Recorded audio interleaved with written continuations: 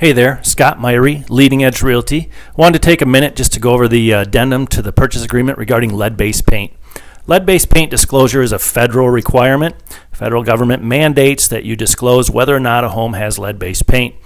If a home was built in 1978 or later, meaning it's newer than 1978, then the lead-based paint disclosure regulations do not apply.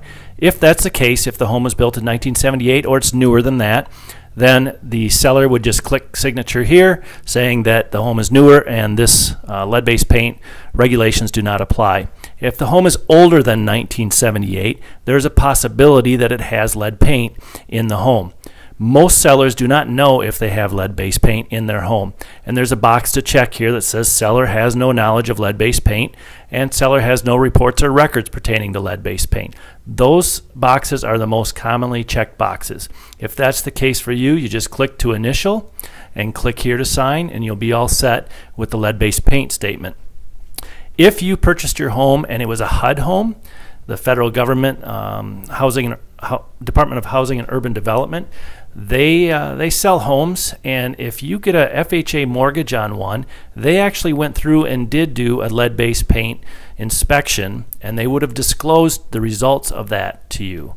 So in that case, we would probably check the first box that we have known lead-based paint, and then also that we've provided the purchaser with the records. So if you purchased a HUD home and got an FHA mortgage, or if you think you do have lead-based paint information, then talk to us so we can make sure this is filled out properly.